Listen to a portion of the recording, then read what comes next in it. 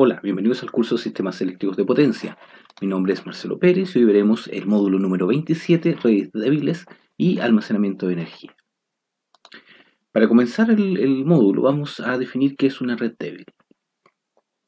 Una red débil es cuando una red eléctrica responde ante un cambio de carga con grandes variaciones en términos de tensión o de frecuencia, de amplitud o de frecuencia. ¿Ya? Por el contrario, ¿cierto? Una red fuerte o una red cercana al ideal, si hiciéramos cambios de carga, no se modificaría el voltaje ni la frecuencia, la amplitud de voltaje ni la frecuencia. ¿Ya? ¿Por qué se produce esta variación? Principalmente es por el efecto de la impedancia o la baja inercia de los generadores. En el caso de la impedancia, si tenemos, por ejemplo, el generador en un punto de la red y tenemos nuestra carga al otro extremo de la red, por supuesto, hay una gran impedancia entre ellas. Y por lo tanto, ante variaciones de carga en la red, la corriente que va a circular por la línea, en la impedancia de la línea, va a generar una gran caída de tensión y por lo tanto el voltaje va a caer. El otro fenómeno que está relacionado con la inercia, que está más relacionado con los generadores pequeños, no con los grandes generadores como las estaciones de generación tradicionales, sino con estaciones de generación más pequeñas, como por ejemplo la generación eólica o solar. En este caso se produce un impacto de carga, como la señal, los generadores solares, por ejemplo, no tienen inercia, es decir, no es como un gran generador sincrónico, que al tomar energía, empieza a bajar su velocidad, pero lentamente. En el caso de la energía solar no tenemos eso, porque hay un convertidor entre medio. Y por lo tanto, pueden producirse grandes variaciones de frecuencia. Ahora, ¿cómo podemos definir esta red débil en términos matemáticos o en términos técnicos? Bueno, esto se hace a través de un parámetro que se llama el radio de cortocircuito, o SCR, que viene de Short Circuit Radio. Este parámetro entonces nos permite determinar la fortaleza de la red. Si es menor a 3, la red es definitivamente débil. Si es mayor a 5, la red es definitivamente fuerte. Si estás entre 3 y 5, va a depender de las condiciones en las cuales opera la red. Este radio de cortocircuito está definido como la potencia aparente de cortocircuito, que aquí lo llamamos AC, SAC, dividido por la potencia del generador, ya sea la potencia activa en el caso de un generador o la potencia DC en el caso de un inversor. Aquí pueden ver entonces que depende de dos parámetros. El primer parámetro, la impedancia de cortocircuito, perdón, la potencia aparente de cortocircuito depende casi exclusivamente, si el voltaje es constante, ¿cierto? Depende casi exclusivamente de la impedancia del circuito. Mientras que la potencia activa del generador nos determina la inercia que éste tiene. Así que ahí pueden ver efectivamente que el radio cortocircuito, es decir, el elemento que nos indica si es que la red es fuerte o débil, depende de los dos elementos que les había comentado anteriormente. En el caso de la impedancia de cortocircuito, esta potencia aparente de cortocircuito se calcula dividiendo el voltaje en el punto en donde queremos calcular la potencia por la impedancia de cortocircuito en ese punto, en ese nodo. Y eso está dado, usualmente la impedancia de cortocircuito es puramente inductiva, entonces eso está dado por el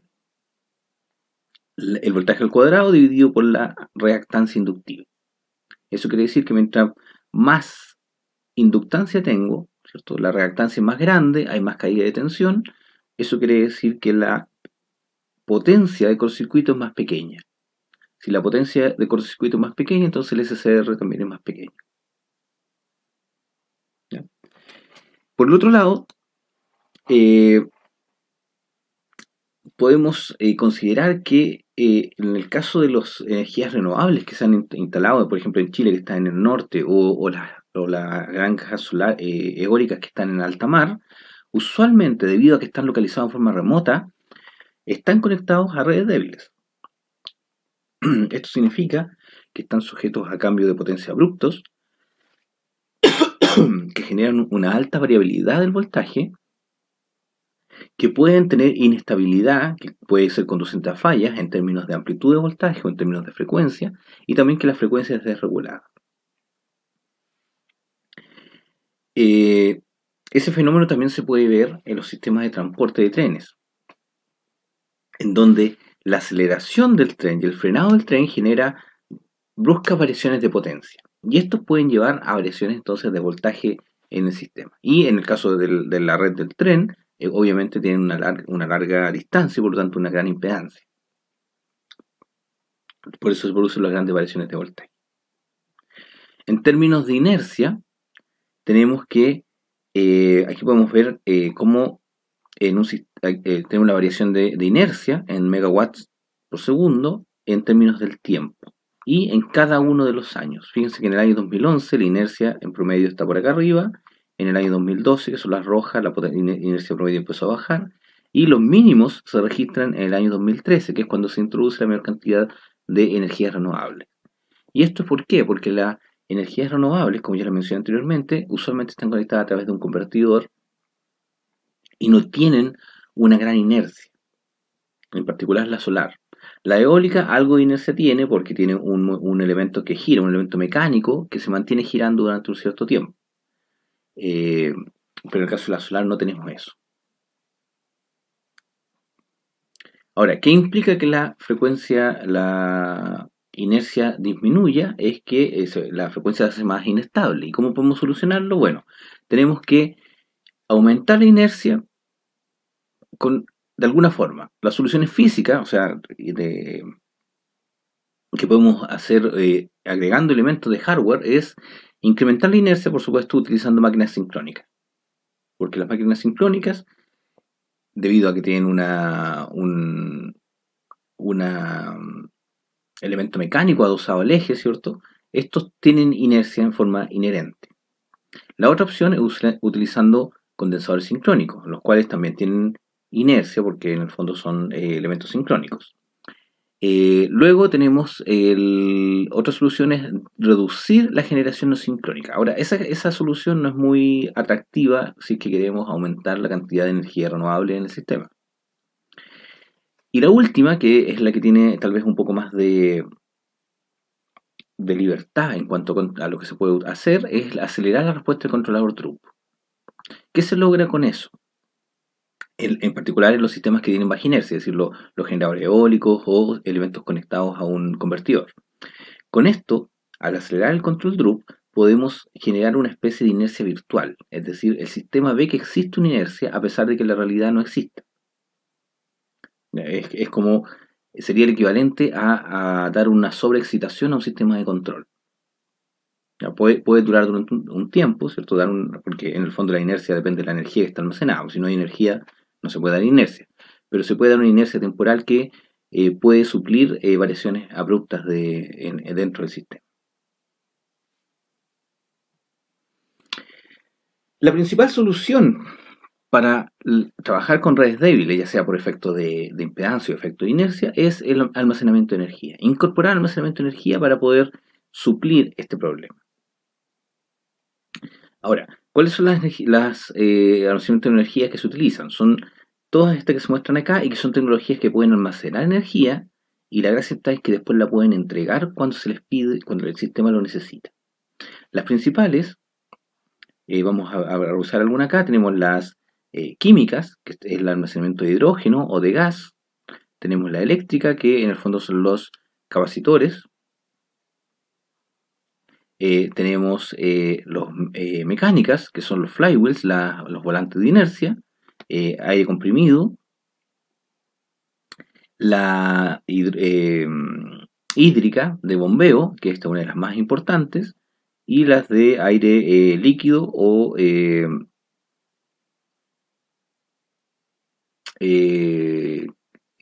diferencial térmico.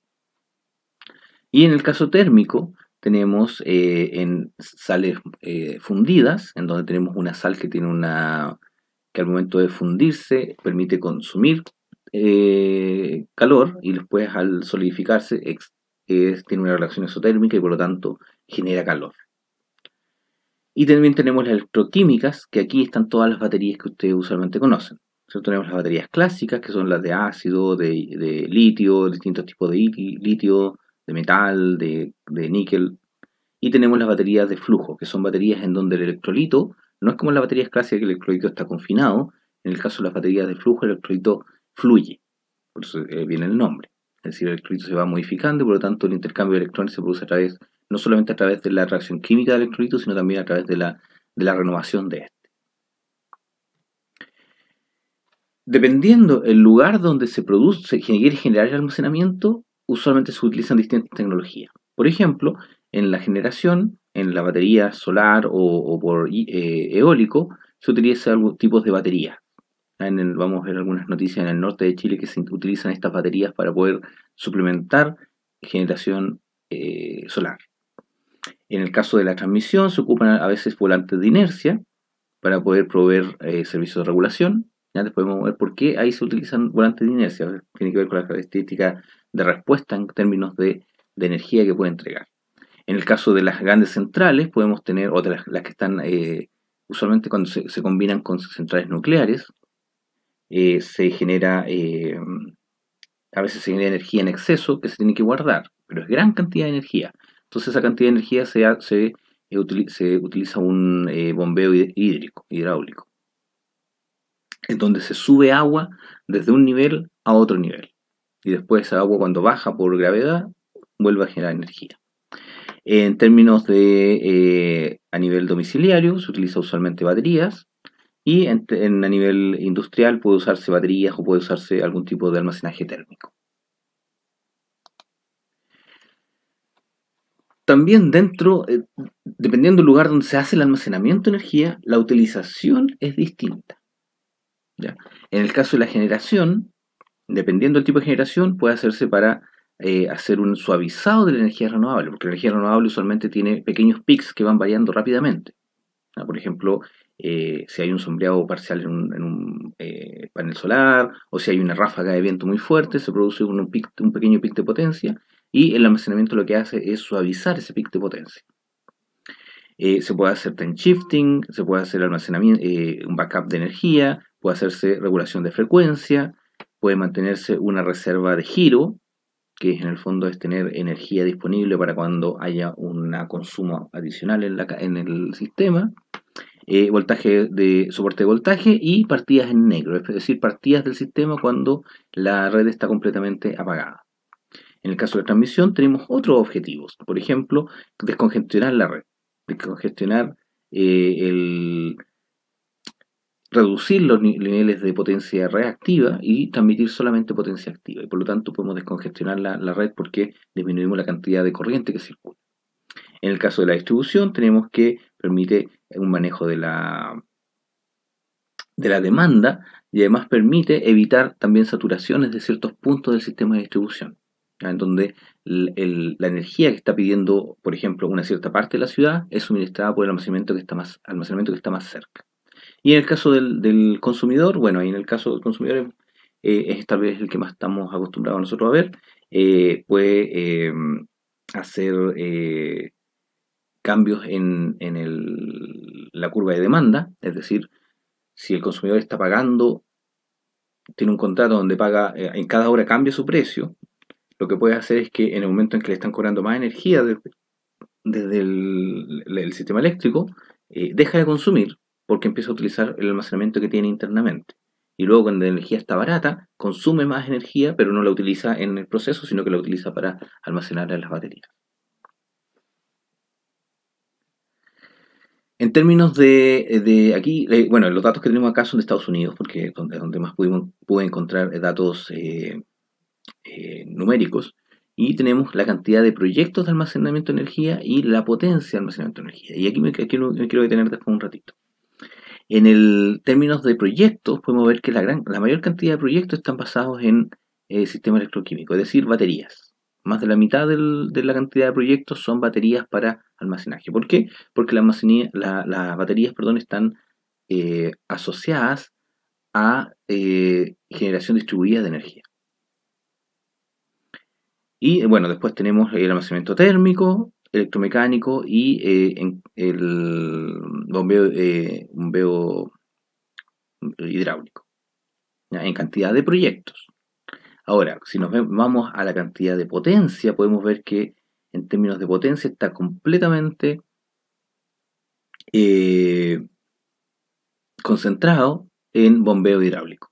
A pesar de que los proyectos son pocos, la cantidad de potencia es muy grande. ¿Por qué? Porque cada uno de estos proyectos es extremadamente grande en términos de potencia. Y luego tenemos que las otras eh, tres proporciones se mantienen. Bueno, la electroquímica, por supuesto, bajó mucho con respecto a lo que tenía anteriormente. ¿Qué es el almacenamiento, el bombeo hidráulico? O Large Scale Pumped Hydro Storage, el PHS. Es un bombeo en donde tenemos dos niveles de agua. Un nivel de agua, por ejemplo, aquí tenemos un lago y en el otro lado tenemos un reservorio, un pequeño estanque, o sea, no pequeño, un gran estanque para poder almacenar agua. Y lo que se hace es que cuando hay energía en exceso, esa energía se utiliza en la bomba que tenemos acá abajo para enviar energía desde el lago hasta el reservorio. Luego, cuando esta bomba que tenemos acá es una bomba bidireccional, es decir, puede bombear energía, si le llega energía puede bombear agua, perdón, y si podemos hacer que el agua pase y genere energía. Y eso es lo que pasa cuando se quiere generar energía, sacar energía de este almacenamiento, lo que se hace es que este reservorio de agua se hace bajar el agua como una central hidráulica normal. Aquí pueden ver una foto del proyecto Ludington, en donde aquí está el lago de Michigan, en este caso, y aquí está podríamos decir, la entrada del lago donde se toma el agua, y acá arriba tenemos el reservorio. ¿Ya? Para que este tipo de sistema de almacenamiento sea efectivo, necesitamos dos cosas. Necesitamos, por un lado, una fuente de agua accesible y que esté cerca, ojalá al lado, de una gran eh, eh, variación de altura. Y eso no sé si le hace sentido un poco en lo que pasa en la cordillera de la costa en Chile, en donde tenemos el mar y tenemos inmediatamente al lado del mar una gran altura. O sea, sería un sistema que acá en Chile podríamos utilizarlo bastante bien. Ahora, si se fijan, en Estados Unidos, el 94% del almacenamiento de energía que hay, a pesar de que hay muchas baterías, el 94% del almacenamiento de energía es en este tipo de almacenamiento. Es un almacenamiento mecánico. El Bad County, que es un proyecto de PHS, es de 3 gigawatts. Es el almacenamiento más grande de este tipo en el mundo. O lo era al menos en el 2016 cuando obtuve esta información. En Estados Unidos, la generación anual de este tipo solamente contando la generación de este tipo de almacenamiento, es de 5.500 gigawatt hora. O sea, una cantidad muy, muy grande. Y para que lo tengan en consideración, en Chile tenemos que nuestro sistema eléctrico es del orden de los 12 gigawatts. Entonces esto sería un cuarto del almacenamiento del Bad County, es un cuarto de la potencia del sistema chileno. Además, bueno, este tipo de almacenamiento se diseña para que sea bastante grande.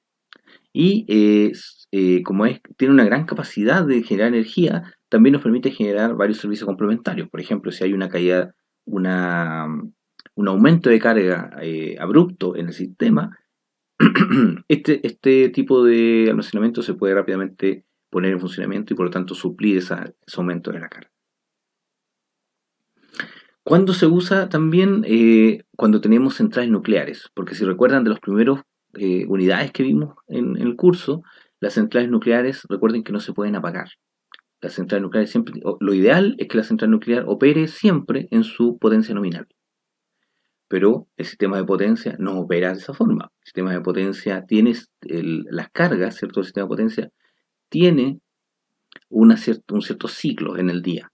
En algún momento consume más, en otro momento consume menos. Y por lo tanto, si tenemos una central nuclear que queremos operarla siempre en su punto óptimo de operación, hay momentos en los cuales va a generar más energía de la que está consumiendo el sistema. Y por lo tanto, este tipo de almacenamiento es bastante indicado para esa situación. Y bueno, donde se ocupa bastante esto es también, además de Estados Unidos, también se ocupa en Japón. Porque en Japón tiene cada en cada central nuclear que ellos tienen que tener un reservorio de agua, ya, por si acaso la central nuclear tiene algún efecto, algún mal funcionamiento para poder apagarla. Y ese reservorio de agua usualmente está en altura, para que después bombee directamente en forma natural hacia la central nuclear. Así que ese mismo reservorio de agua se puede utilizar como elemento de almacenaje. Ahora, la energía del bombeo hidráulico usualmente tiene una dinámica lenta, es decir, una dinámica que va del orden de las horas al orden de los días en términos de descarga. ¿Ya? Lo cual significa que no puede ser usado para cambios abruptos. ¿Ya? Por ejemplo, si hay cambios muy abruptos que son del orden de las fracciones de segundo, nos conviene utilizar condensadores, almacenamiento basado en condensadores, porque los condensadores tienen una alta capacidad de potencia. No tienen mucha energía, no pueden almacenar mucha energía, pero sí alta potencia. Y esa potencia se puede entregar rápidamente al sistema de potencia. Por lo tanto, si tenemos los capacitores, los podemos entregar y aplanar esos tipos de cambios abruptos, pero rápidos. ¿Ya? Como por ejemplo mencionaba el cambio de una ráfaga de viento en un panel, en una central eólica. Después tenemos el flywheel, que son los volantes de inercia, que es una masa que se hace girar a velocidades muy altas. Entonces, recuerden que la energía cinética es J por omega cuadrado, por lo tanto, si gira a velocidades muy altas, la cantidad de energía que hay almacenada crece en forma cuadrática. Ese tipo de almacenamiento de energía funciona en el orden de los minutos, y es por eso que este tipo de energía se utilizaba a niveles de regulación para la transmisión. ¿Por qué? Porque en el orden de minutos nos permite acoplarnos al control secundario de frecuencia. Entonces, si el control primario de frecuencia cambiaba la referencia de frecuencia y nos quedaba un sistema generando más con una frecuencia distinta, o sea, perdón, el sistema completo quedaba una frecuencia distinta a la nominal, este sistema de flywheel nos permite llevarlo dentro del orden de los minutos a la frecuencia nominal, hasta que una de las centrales, recuerden, el control secundario encendía una de las centrales adicionales.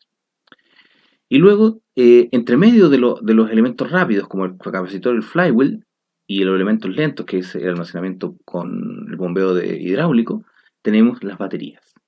Las baterías están siendo muy utilizadas actualmente porque proveen un rango muy amplio de compensación, desde el orden de los minutos, es decir, pudiendo reemplazar los flywheels, a los volantes de inercia, hasta el orden de horas, compitiendo un poco con el bombeo, dejando el bombeo tal vez más centrado en términos de días. ¿Cómo funciona el almacenamiento de baterías? Bueno, tenemos que lo usual es que se conecte una gran cantidad de baterías todas en paralelos, partiendo de las pequeñas celdas de batería que ustedes conocen.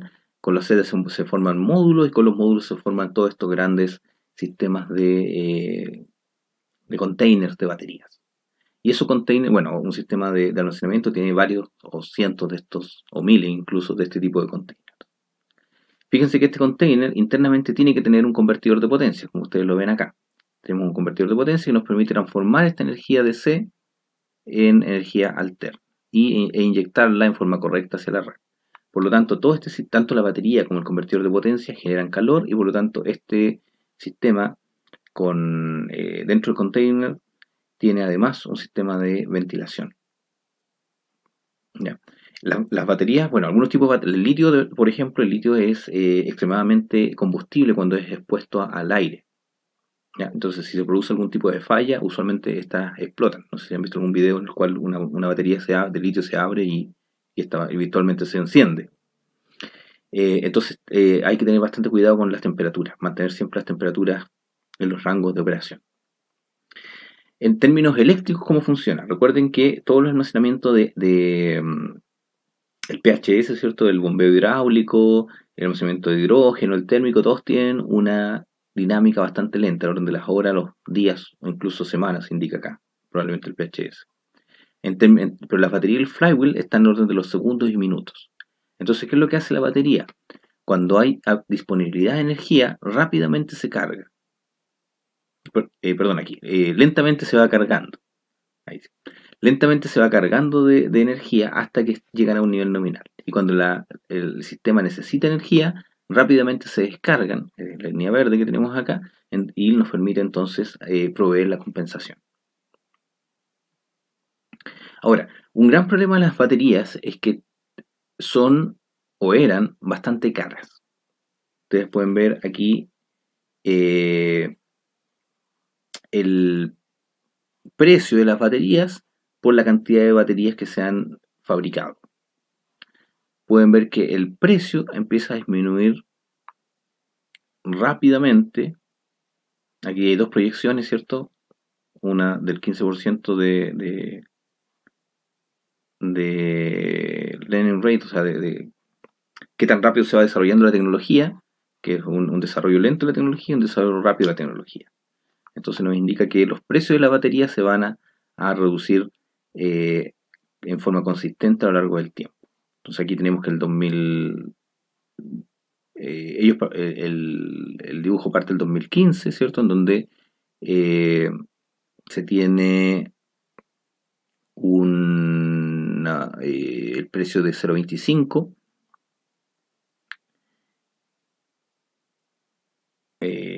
Tiene que ser probablemente dólares por kilowatt hora.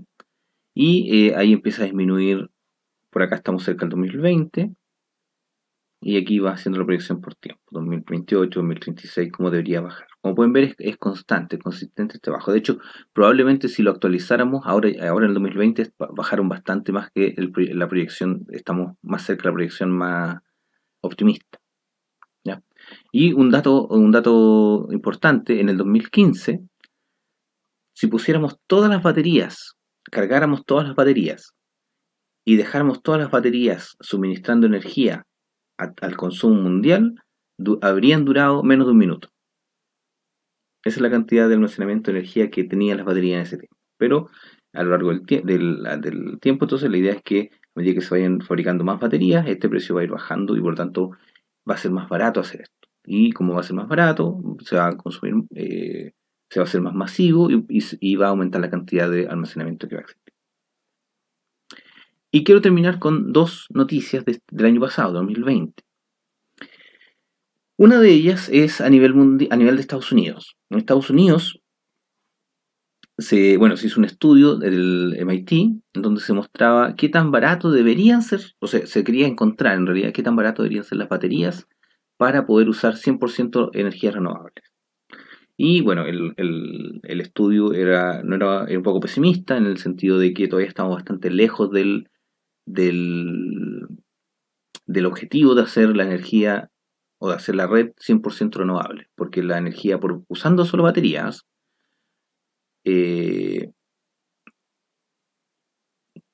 no permitiría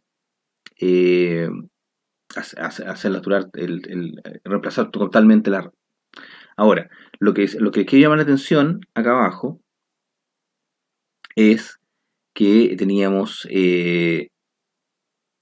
una planta solar, ¿cierto?, de 400 megawatts conectada a baterías de litio que pueden almacenar hasta 1.2 megawatt hora.